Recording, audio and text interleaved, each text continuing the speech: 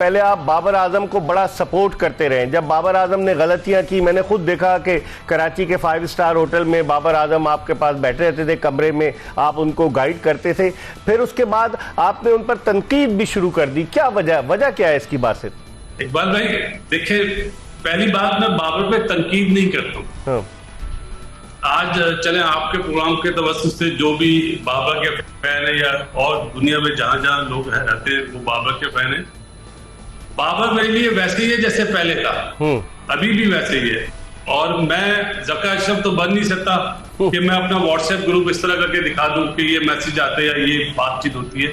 मैं उनमें से तो नहीं हूँ। सही। अल्हम्दुलिल्लाह मेरे लिए बाबर जैसा था पहले, अभी भी वैसे ही है। मैं अभी भी उसको बॉबी बोलता हूँ, उससे क्रिकेट की डिस्कस करता हूँ। PSL में भी बातचीत होती रहती है और वैसे भी ऑस्ट्रेलिया में था जब भी बात होती है। मेरे लिए पाकिस्तान का नंबर 1 बैट्समैन बाबर आजम था, है और हमेशा रहेगा। तो ये जो बात होती है ना कि मेरा शायद उससे कोई फासला हो गया, ये बिल्कुल गलत है।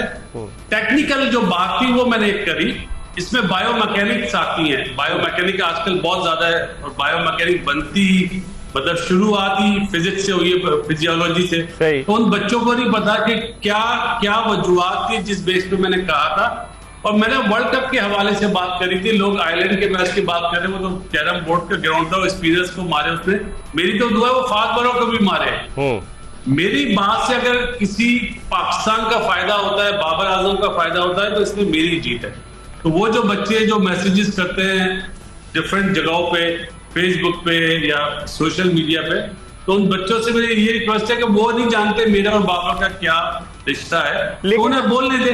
लेकिन मेरा कोई डिफरेंस नहीं है बाबर। सही। लेकिन आपने ये कहा कि सामने अगर वो छक्के मारे तब फिर मैं मानूंगा, ये कहा था आपने फास्ट बॉलर को। अभी तक उस बात पे कायम हूं। कोई चैलेंज तो ले मेरा।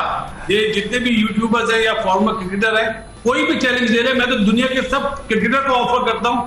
कोई मुझसे चैलेंज ले, मुझसे बात करे, मैं मेरे साथ प्रोग्राम करे अपने यूट्यूब पे, मेरे यूट्यूब पे, तो मैं एक्सेप्ट करता हूं। और इसके पीछे क्या वजूहत है इंशाअल्लाह ताला वर्ल्ड कप के बाद बताऊंगा। लेकिन इससे मुझे फायदा नहीं होगा, इससे बाबर को फायदा होगा। ठीक। अब आप अपने तजुर्बे की रोशनी में बताइए कि आप वर्ल्ड कप के लिए पाकिस्तान के जो 18 खिलाड़ी गए थे, उनमें से कौन से 3 वापस आते हुए देखते हैं और आप समझते हैं कि कोई एक्स्ट्रा ऐड हो सकता है, उनमें से 4 भी आ सकते हैं? आप क्या देखते हैं as a former test cricketer?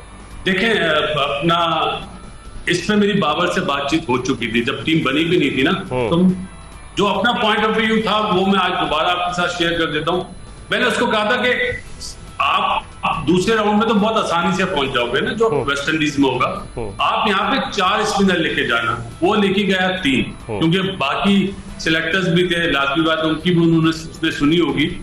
इसी तरह मैंने कहा था जो मोहम्मद अली है ना बॉलर, जो उसकी लाइन है वो बहुत ज्यादा अफेक्ट करेगी वेस्ट इंडीज की जगह पे और अमेरिका की जगह पे। तो माइंड में उसको जरूर रखना, लेकिन सिलेक्टर्स ने उसको नहीं रखा। हालांकि बाबर भी सिलेक्टर है। मेरा सिर्फ ये सवाल है, मैंने ये बात बाबर को बोली भी है कि प्रेस कॉन्फ्रेंस में बाबर ने बोला कि हसन अली हमारा स्टैंड बाई बॉलर है।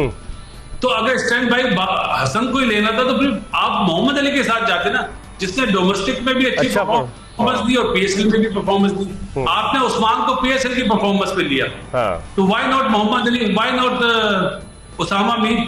उसामा मीर की जितनी हाइट है ना, और जितना वो एयर में क्विक है, वो बहुत ज्यादा अफेक्टिव होगा वेस्ट इंडीज में और अमेरिका में। लेकिन ये बात मैंने बोली थी। हाँ, लेकिन बासित अब तो इन्होंने 18 खिलाड़ियों में से ये 15 का ऐलान करने जा रहे हैं। गैरी कर्स्टन से भी मशवरा करेंगे। आप नहीं समझते शादाब खान के होते हुए और अबरार अहमद के होते हुए ये उसामा मीर को लेंगे? आप नहीं समझते कि अभी हारिस रऊफ फुल्ली फिट नहीं है, उन्हें कोई मैच नहीं खिलाया आयरलैंड के खिलाफ? आपके 15 कौन से हो सकते हैं जो ये अभी अवेलेबल 18 में से? अगर हारिस रऊफ फिट है, मुझे नहीं लग रहा कि वो फिट है, वरना तो वो आयरलैंड में खेलता। सही। आल गोविंद, मेरे 3 फास्ट बॉलर होते, नसीम शाह, शहनशाह अफरीदी, हारिस रऊफ। ठीक है। और चौथा आल गोविंद, अब्बास आफरीदी। आमिर को नहीं रखते? ख्याल है कि आप आमिर को नहीं रखते? मैंने शुरू में नहीं रखा था, लेकिन जिस तरह की हवा में देख रहा हूँ चलते हुए, तो मुझे लगता है चौथा बॉलर आमिर ही होगा। अच्छा। और शायद हो सकता है कि अब्बास आफरीदी को रखें। लेकिन अब्बास आफरीदी बहुत ज्यादा इफेक्टिव होगा इकबाल भाई वेस्ट इंडीज में और अमेरिका में। ये मैं अपना तजर्बा आपके साथ शेयर कर रहा हूँ। बाकी जो भी करना है सिलेक्टर्स ने करना है। लेकिन जैसे आपने ओसामा की बात करी ना, मैं उस तरफ आ जाता हूँ। शादाब के होते हुए भी ओसामा को रखना चाहिए था।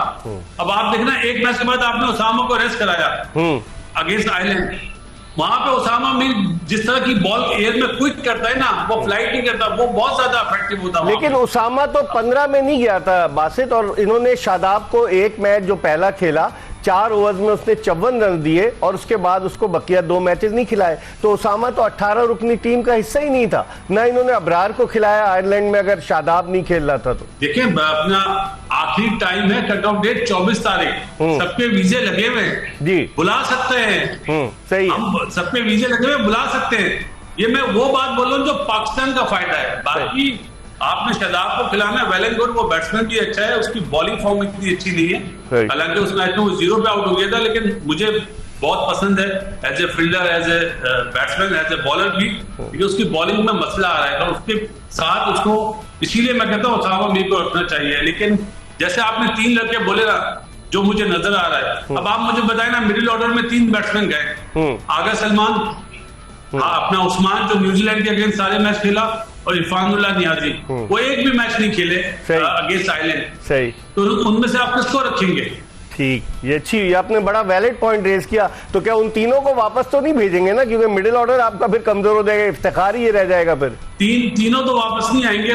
मुझे ऐसा फील हो रहा है शायद उस्मान स्टैंड बाई में चला जाएगा, जिस तरह की परफॉर्मेंस आजम ने दी है अभी 2 मैचों में, माइट भी उस्मान शायद स्टैंड बाई में चला जाए। अच्छा, आपने आजम की बात की, बासित आपकी क्या राय है? रिजवान विकेट कीपिंग अच्छी नहीं कर सकता अगर वो एज अ प्लेयर खेल रहा है, एज अ फील्डर खेल रहा है? आजम से आखिरी मैच में आपने खुद देखा होगा 2 कैचेस ड्रॉप हुए, एक स्टंप मिस हुआ, वो थोड़े से लेजी नजर आए। तो आप समझते हैं एज अ विकेट कीपर जो है वो रिजवान ज्यादा एजाइल है, फुर्तीला है, उसकी मौजूदगी, वो बकअप भी करता रहता है, तो उसकी एज अ विकेट कीपर उसकी मौजूदगी पाकिस्तान के लिए बेहतर साबित होगी? इकबाल भाई देखें, थोड़ा सा मैं टाइम लूंगा।